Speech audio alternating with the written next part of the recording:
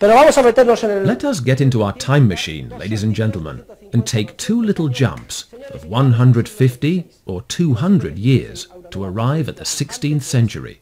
In the 16th century, there was a new thriving power, Spain, or better yet, as Menéndez Pelayo would have said, Las Españas, the Spanish realms.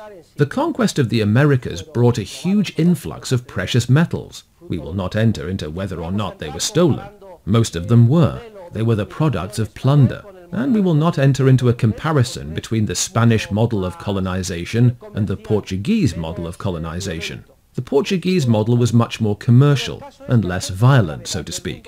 In any case, the focus of the European trading world shifted from the Italian cities to Spain, specifically Seville, which somehow monopolized the arrival of those precious metals through its Casa de Contratación, or trading house. Thus, it is not surprising that the leading bankers moved their business to Seville, or emerged there.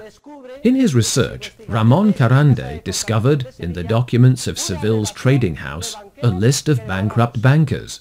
And this discovery enabled him to complete his great work, entitled Charles V and His Bankers. It was truly fortunate that he uncovered this list of bankers, which was compiled prior to the confiscation of precious metals in the year 1545. Well, there was an explosive combination there. There were the private bankers who received on deposit the precious metals that had come from the Americas and belonged to individual traders. As you know, a portion was for the crown, but another portion was for the discoverers, traders, ship owners, etc. And they deposited it in the banks. And, as always, private bankers acted more or less honestly in the beginning and maintained the tantundum. But soon they began to give in to the temptation to appropriate a substantial portion for their own business dealings related to trade. The outfitting of ships for trade with the Americas, insurance, etc. But in addition, the Spanish public treasury was continually out of balance, to put it gently. Charles V launched some absolutely disproportionate projects, aimed initially at gaining the empire, for which he needed to pay out. It was necessary for him to somehow pay his electors, and to do so, he indebted himself to the bankers up to his eyeballs, apart from all of his wild imperial projects in Europe. He arrived in Spain a foreigner, and in the end he became more Catholic than the Pope, and he involved the Spanish in costs, disproportionate public expenditures that reduced the country to constant long-term poverty. And when he had no other possibility, he resorted to appropriating money wherever it was. And where was it? Well, it was deposited in the bank's accounts, in the civilian bankers' vaults. And what would Charles V do? Well, he would arrive, confiscate the gold, and leave a paper which said, compulsory loan to the crown at X%, 4, 5, 6% interest. That is why I say there was an explosive combination.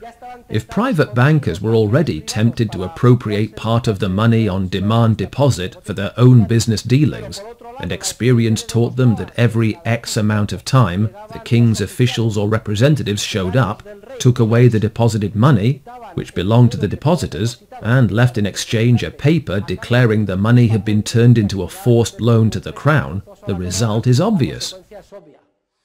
Before the king's officials come and take my customers' money, I will take it myself.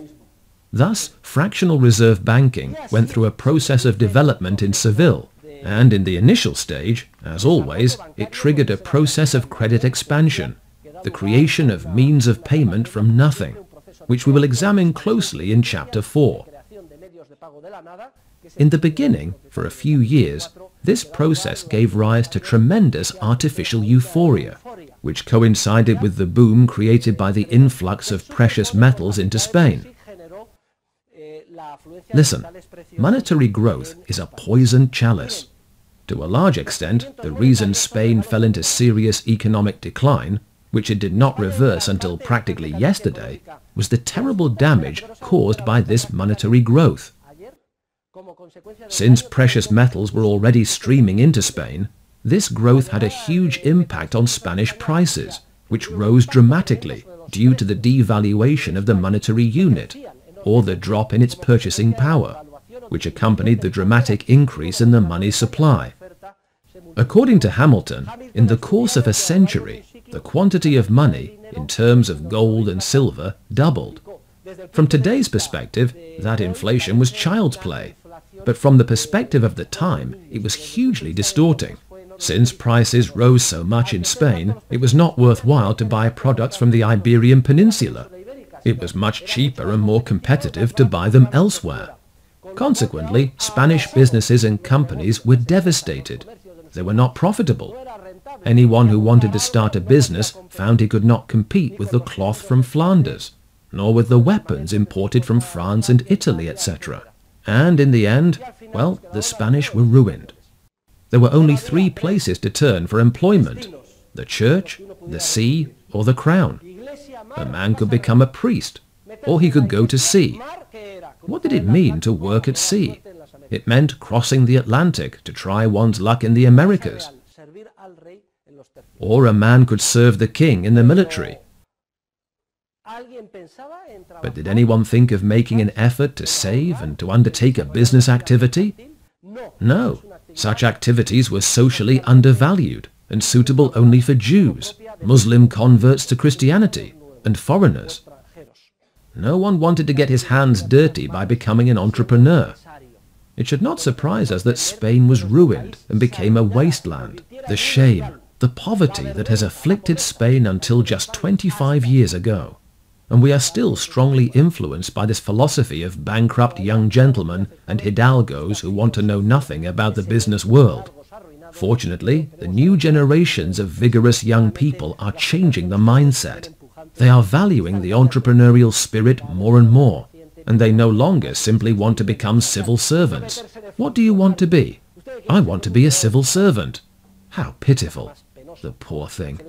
And you are hearing this from me, a level 29 civil servant. Well, as we will see, theory explains that when, in the Spain of the Golden Age, a speculative bubble formed due to credit expansion brought about by fractional reserve banking, the real economy was influenced, and the effect was aggravated by the tremendous impact which the influx of precious metals had on prices. In other words, this impact was also greatly increased by the exercise of fractional reserve banking.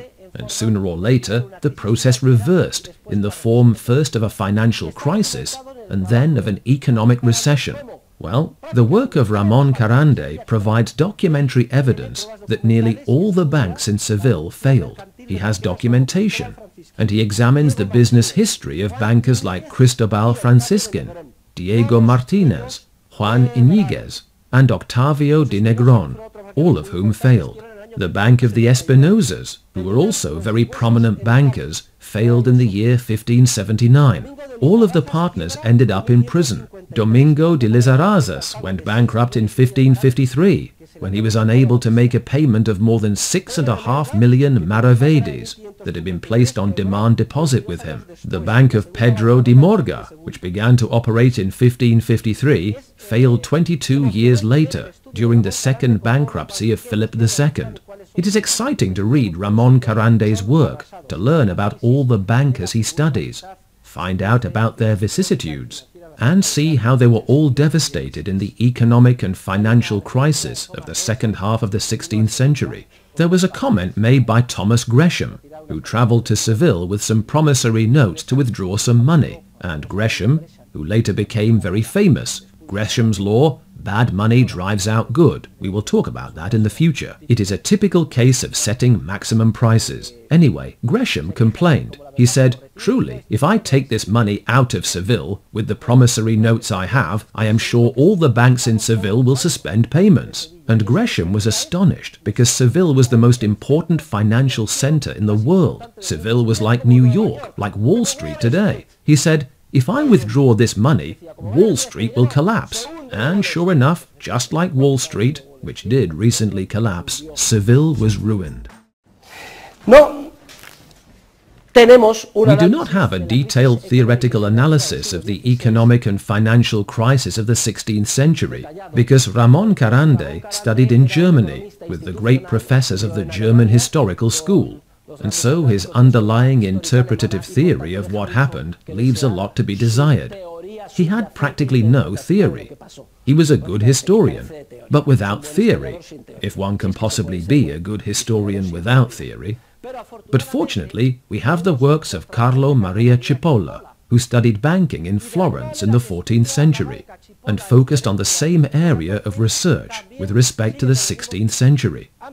At that time, the world was already very globalized, and together, the influx of precious metals and the proliferation of means of payment, money substitutes, through fractional reserve banking, had an impact which spread throughout Europe. Seville, in Spain, was the port of entry, but gold was then immediately dispersed.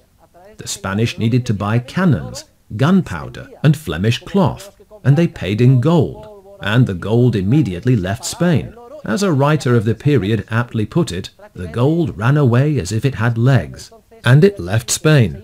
It did not last long. It was fleeting.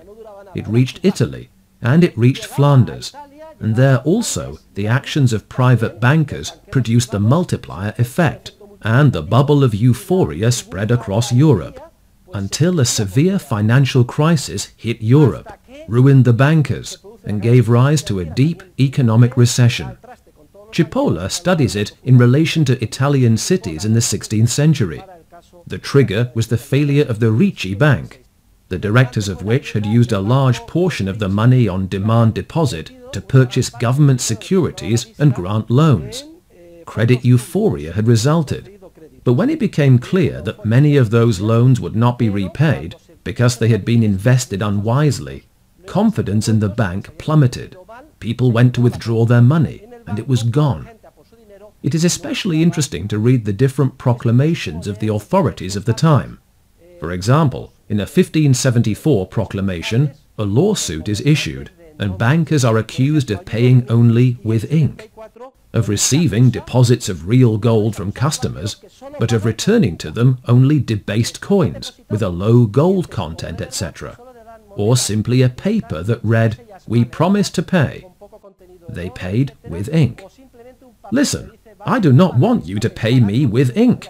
I want you to return real gold to me, because that is what I deposited. Craftsmen could not withdraw their deposits.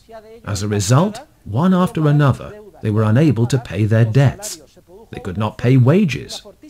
There was a very severe credit squeeze, mancamento della credenza. Finally, a grave economic crisis hit. Initially, a financial crisis, with the failure of all the banks, and then a deep economic recession, which spread throughout Europe and ruined the bankers in Seville. We are fortunate because some very sharp minds had the privilege of witnessing all of these phenomena, the scholastics of the Spanish Golden Age. The scholastics were almost all professors of theology, philosophy, or law, and their activity centered around the University of Salamanca, Coimbra, and the surrounding areas. These were the first scientists to theorize about what was happening. One of my own humble offerings I am most proud of is the in-depth analysis of the contributions the scholastics of the Spanish Golden Age made to banking theory. Finally, in short, one reaches the conclusion that they were, to a large extent, forerunners of the Austrian School of Economics.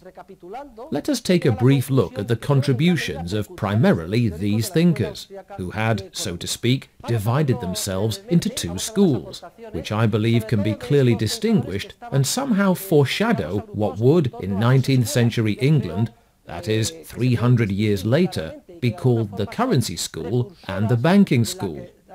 These thinkers made some vitally important contributions, many of which were tragically forgotten and were not rediscovered by economic theorists until 3 or 4 centuries later. Let us briefly consider them. We will begin with Luis Saravia de la Calle, who is the author of a book which has the merit of having been written in Spanish. It is called Instrucción de Mercaderes, and it was published in Medina del Campo in the year 1544. Well, the book is a mixed bag. As one would expect, one part is highly critical of usury, but the chapter devoted to bankers is a little jewel, as is the chapter devoted to the analysis of prices. What determines prices? Are prices determined by costs, or is it the other way around? Saravia de la Calle concludes that the relationship between costs and prices is the opposite of what people usually think. He says that costs do not determine prices. He writes that those who measure the just price by the labor, costs and risk incurred by the person who deals in the merchandise or produces it are greatly in error, for the just price arises from the abundance or scarcity of goods, merchants and money. Subjective valuations determine the price, and entrepreneurs are willing to take on costs accordingly, to produce goods they hope to sell at a profit. Costs follow prices, and not the reverse. Now for another enormously valuable contribution from Luis Saravia de la Calle, who is very tough on bankers. He calls bankers voracious gluttons who swallow everything, destroy everything, confuse everything, steal and soil everything, like the harpies of Phineas. He says bankers go out into the street and square with their table and chair and cash box and book. To be a banker, one needed only go out into the street, stand in the street, with a chair, a table, remember trapeza, a cash box and a book, like harlots to the brothel with their chair, as Saravia de la Calle puts it. With perfectly sensible legal reasoning, he points out that interest is incompatible with the nature of the monetary deposit, since in any case, a customer who hands money over for safekeeping is the one who must pay something. He owes the custodian something for doing the job. According to Saravia de la Calle, if we receive interest from a banker, the transaction we are making is not a deposit. We are implicitly accepting that the banker will lend the money. And a loan contract differs radically from a deposit contract. Notice how our author reasons. He says a person who acts in this way is committing a sin, and thus, if it is warranted, the person will go to hell. In fact, Saravia de la Calle writes, "He who deposits his money with someone he knows will not guard it, but will spend it, is not free from sin, at least venial sin. He acts as one who turns over a virgin to a lecher, or a delicacy to a glutton. Listen, depositor, do not be a fool. If you deposit your money, and you receive interest in return, do not pretend you do not understand. Do not look the other way, because it would be impossible for the banker to pay you anything if he were not appropriating part of your money and lending it. It is no good to say, 'No, I deposited it,' and then when you go ask for the money, if it is gone, you cry and scream and even tear your hair out, because ultimately you are the main culprit, since you look the other way.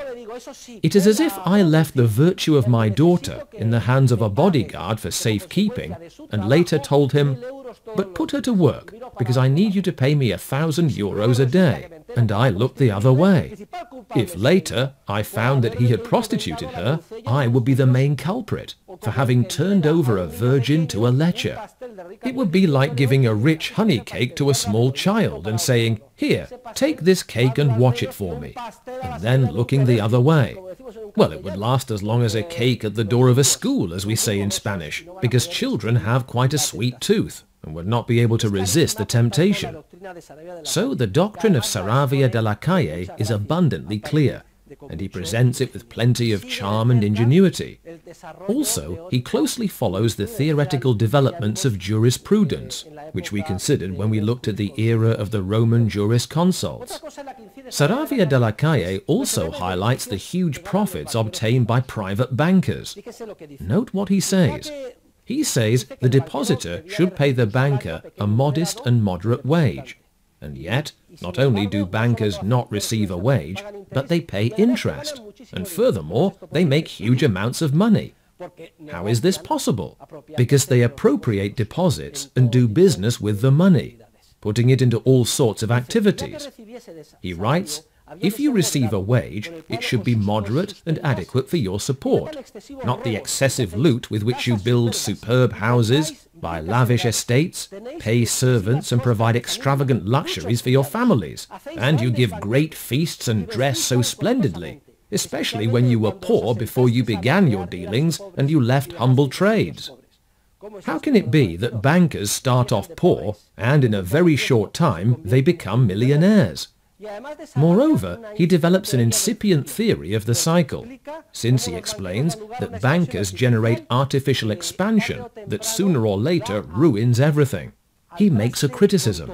He says that as a result of the activity of bankers, people buy as if there were more money than there actually is. He writes, "As is common knowledge, these moneylenders are the beginning, occasion, and even the cause of all this. Because if they did not exist, each person would use his money to the extent he could and no more, and things would cost what they are worth, and more than a fair cash price would not be charged." Saravia de la Calle realizes that fractional reserve banking multiplies means of payment, pushes up prices, and therefore distorts the just price. People are willing to pay far more than they really would have paid in the absence of a fractional reserve banking system. In several of his surviving speeches, Demosthenes, the great Greek orator, also deals with banking, though he does not do so in such a complete, profound and detailed way as Isocrates does in Trapezitica. He does give us some additional information. Demosthenes was a fantastic orator.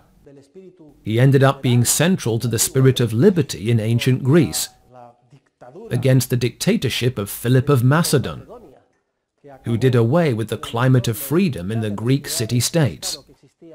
Incidentally, with the encouragement of philosophers themselves, the usual collusion between authorities and bankers began to emerge in Greece between authorities and philosophers. Throughout history, thinkers and intellectuals have traditionally almost always wound up defending the public authorities. The much-lauded Socrates continuously finds fault with Athens and presents Sparta as an ideal model. And that is not to mention Plato, his main disciple, who praises a state governed dictatorially from above by philosophers. That is, by him. Even Aristotle was the private tutor of a paranoid madman, Alexander the Great, who was actually the son of the most powerful dictator of the period, Philip of Macedon. I say this to give you a general idea. Demosthenes alone kept the flame of freedom burning in his time, and in his speeches we find various references to banking activities. Also important are the references Demosthenes makes to a fledgling theory of the cycle, because they indicate that the activity of bankers rests on confidence, and that if things go even a little wrong, the banking business collapses like a house of cards. Various studies have shown that bankers in Greece knew they should maintain a 100% reserve ratio on demand deposits, although on many occasions they violated that principle for their own benefit by appropriating a portion of deposits for their own business dealings. There is even historical evidence of some of the bubbles caused by this dishonest behavior of bankers. For example, in the years 377 and 376 BC, there was a crisis which led to the failure of the banks of Timodemus, Sosinomus, and Aristolochus, among others. Generally, such crises had a trigger. In this case, it was the attack of Sparta and the victory of Thebes. And in these financial crises, notice how significant this is, we are talking about the 4th century BC, we find historical evidence of the first rescue plans established by public authorities for banks. Well, a very severe banking crisis hit Ephesus after the revolt against Mithridates, and as a result, the authorities conducted the first rescue operation in favor of private bankers. It consisted of an express privilege which gave bankers a 10-year deferment on the return of demand deposits. In other words, the situation of bankers was becoming desperate. People were losing confidence in them. People went to withdraw their money and found it gone. It became clear that bankers had violated general legal principles. At that point, bankers turned to the ruler, and the ruler saved them. How? Instead of going after them, throwing them in jail, or hanging them by their necks, he granted them a postponement. He went along with them. He gave them the privilege of waiting 10 years to honor the obligation to return deposits. It was a sort of corralito, or bank freeze, like the one in Argentina during the time of Minister Cavallo. Another group of scholastics were not Dominicans, but more heterodox, so to speak. They were the Jesuits, a thriving order founded by Saint Ignatius of Loyola, who had had a vision, as you know. In Manresa, he had written the Spiritual Exercises. He was pursued by the Inquisition. He ended up at the University of Paris, where he met some youths led by St. Francis Xavier. Ignatius convinced them, and they all went to Montmartre and decided to form an order with a military, hierarchical structure and put themselves at the disposal of the Pope, to be sent wherever he chose. They initially wanted to go to the Holy Land, but great conflicts made that impossible, and eventually they reached, or like St. Francis Xavier, were sent, thanks to the King of Portugal, to Asia, to Goa, etc. The most important theorists were Luis de Molina and Juan de Lugo, and in view of the de facto situation, and confused by the institution of the depositum confessatum, they ended up accepting as legitimate a demand-deposit contract, in which the quote-unquote depository appropriates a large portion of what he receives and lends it, a precarious loan. In other words, I give you a loan, but you, the borrower, take it on because you are in a precarious situation. And why are you always in a precarious situation, with a sword of Damocles hanging over you? Because at any moment, depositors could ask you for their money, and you would have to return it. Well, as we know, from a theoretical standpoint, that is an impossibility, and all these theorists require, rather in line with Tomás de Mercado's position, is that the banker avoid risky business deals and act prudently. Note what Luis de Molina writes. He says, "It is important to warn that bankers commit mortal sin." Wham! Mortal sin just like that. To hell for all eternity, if they use, in their own business dealings, so much of the money they hold on deposit that they are later unable, at the right time, to hand over the quantities the depositors request, or order to be paid against their deposited funds. In addition, they commit mortal sin if they become involved in business dealings entailing a risk of not being able to return deposits. For example, if they send so much merchandise overseas that, should the ship sink or be captured by pirates, they would not be able to repay deposits even after selling all of their assets, and they are not guilty of mortal sin only when the deal turns out poorly, but also when it turns out well. This is due to the chance they take of hurting depositors, and the guarantors they themselves supply for the deposits. The problem with the views of Luis de Molina and Juan de Lugo is that it makes no difference how prudently a banker acts, or how careful he is about his investments. For the moment he appropriates 1 unit of deposited money, he commits the crime of misappropriation. At that moment, he no longer has 100% of the tantundum. He can no longer guarantee the return of deposits at any time to his depositors. This is in addition to all of the effects of credit expansion, which we will be studying throughout the course, a poor allocation of resources, inevitable financial crises, and economic recession. Hats off to the Spanish scholastics, who, as you can see, grouped themselves into 2 schools. A laxer one, that of the Jesuits, who accepted bankers' illegitimate business dealings, and another, much stricter one, that of the Dominicans, which was rooted in general legal principles, as discovered by the Roman jurisconsults, and as we saw in Chapter 1. We are now ready to move on to the last part of our review of history, the emergence of large national or government banks beginning in the 17th century. The most important of all is the Bank of Amsterdam. Following a period of uncertainty and monetary maladjustments of all kinds, the Municipal Bank of Amsterdam was established in the year 1609, with a statutory obligation to maintain at all times a 100% reserve ratio. 2 burgomasters would visit regularly, each week, to count the holdings in gold, look at the deposit accounts, and certify under oath that the two coincided. And documentary evidence shows that the Bank of Amsterdam remained unscathed for 150 years, while it followed these principles required by law. What income did the Bank of Amsterdam receive? Well, it received a certain modest amount for every 1,000 deposited, and that amount was sufficient to cover the bank's overhead costs and generate a small profit. A bank which adheres to these principles for a century and a half inspires immense confidence in the financial system.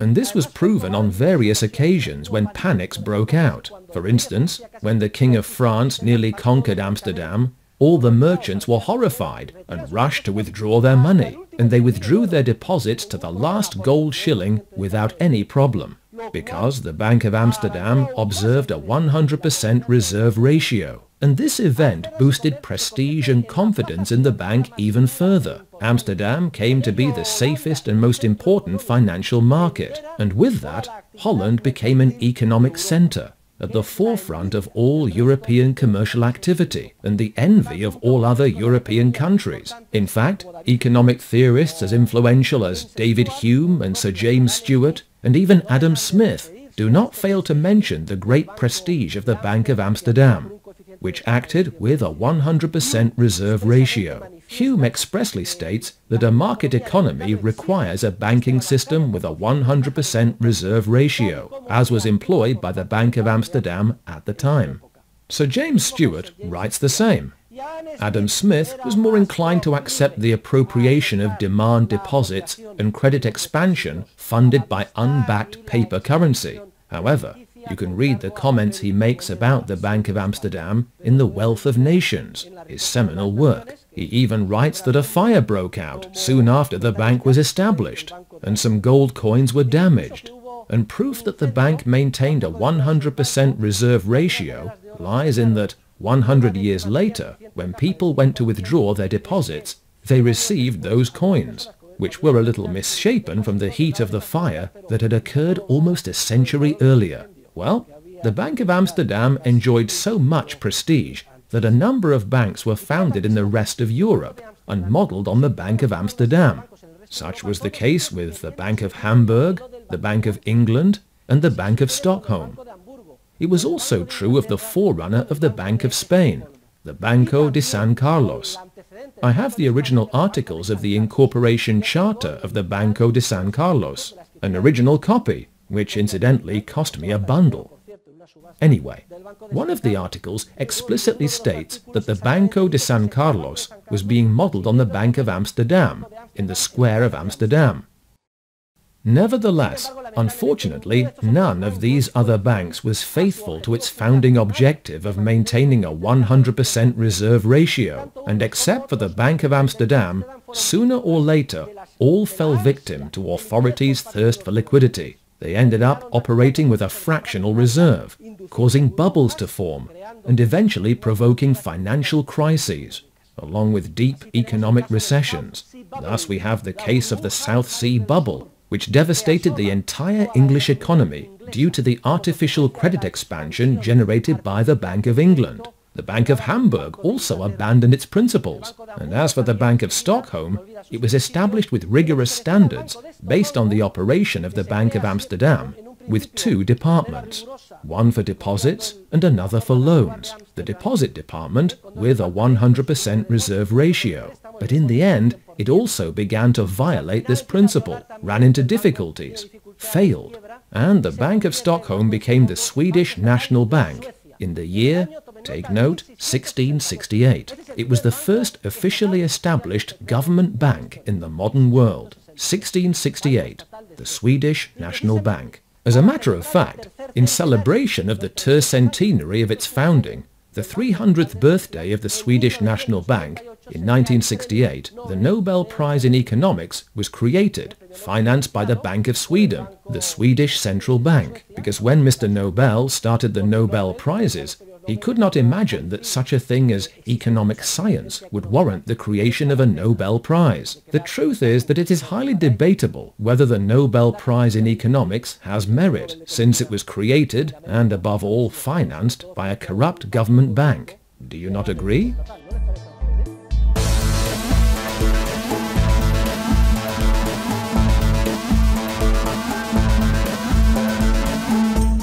Y vamos a terminar con una novela policíaca. We will end with a detective story. The King of Spain, Charles II, the Bewitched, dies. The Spanish crown is left vacant, though if I am not mistaken, Charles II has chosen a successor in his will, the future Philip V. The War of the Spanish Succession erupts, in which two major European dynasties, the Bourbons and the Habsburgs, or House of Austria, oppose each other, and the different European powers take a position. Spain becomes the center of operations for the war, which lasts a considerable length of time. The Austrian and English armies fight against the Spanish and French armies. There are Spaniards on both sides. France is utterly drained. The public coffers of the King of France are depleted by the cost of the war. Well, when the underage Louis XV inherits the throne, the regent, Philippe d'Orléans, takes over running the country. In the midst of that desperate situation, a Scottish financier named John Law arrives in Paris and promises the regent a solution to all his problems. So, you have no cash on hand? Not to worry, we'll make some. How? We'll set up a government bank and issue paper currency. Damn, what an excellent idea! Why haven't we thought of that before? Law, the Scotsman, is appointed Controller General of Finances of France, and he immediately starts to put his system into operation. He establishes a government bank. He begins to expand credit and issue paper money. And, since expansions always require an underlying asset, they invent the Mississippi Trading Company. They tell people that Louisiana, a southern U.S. state named in honor of none other than King Louis, is practically paradise. They say it is exceptionally rich. That is all a lie. Louisiana was full of marshes, swamps and mosquitoes, and nothing could be done about it. But since there was no internet back then, and nobody flew in airplanes, etc., people believed the lie. So anyway, they create the Mississippi Trading Company, with a monopoly on commerce with the area, which is supposedly so rich.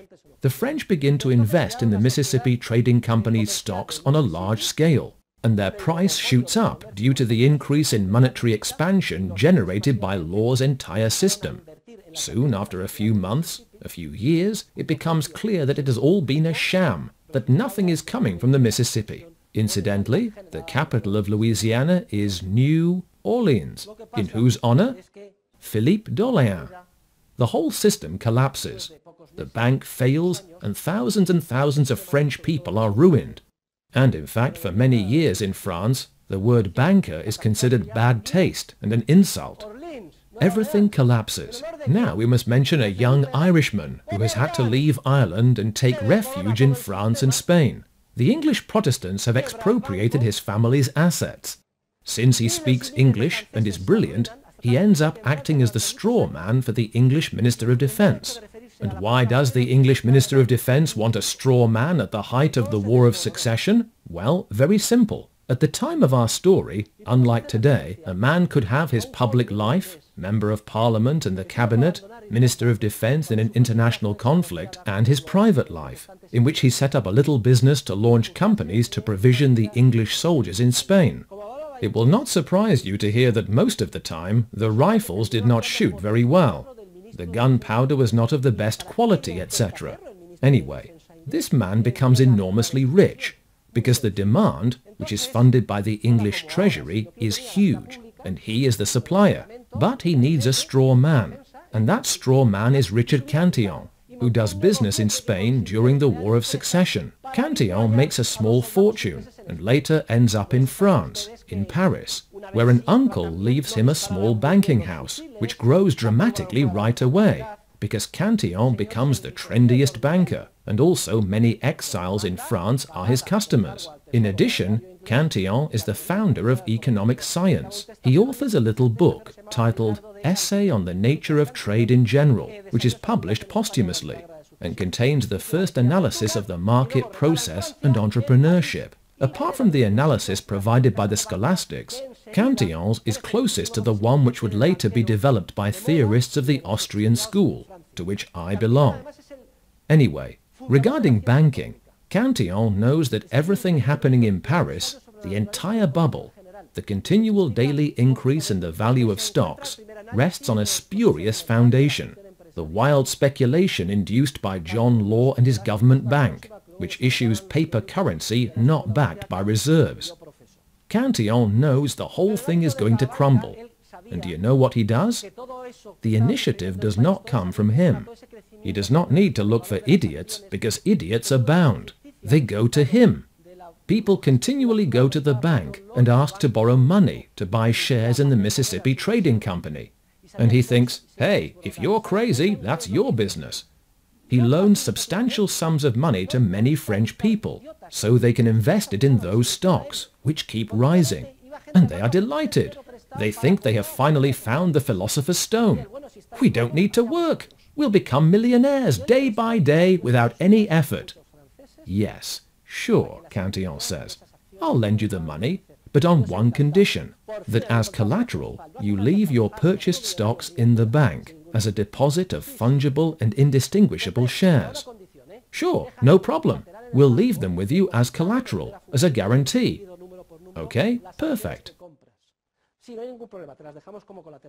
Well, Cantillon is very clever, and just as the shares have almost reached their maximum price, do you know what he does? He takes all of the shares on deposit, which do not belong to him, but to the depositors at his bank, and he sells them. And he pockets the money. Multi-millionaire. And he waits patiently. A few months pass, and Law's entire system collapses. The price of the shares drops to a fraction of what it was when Richard Cantillon sold them. Do you know what Richard Cantillon does then? He buys them back and replaces the deposits. And what do you think he does right after that?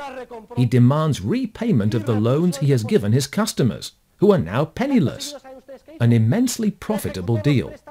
However, an employee of Cantillon's blows the whistle. Cantillon is arrested. He spends a few days in jail in Paris.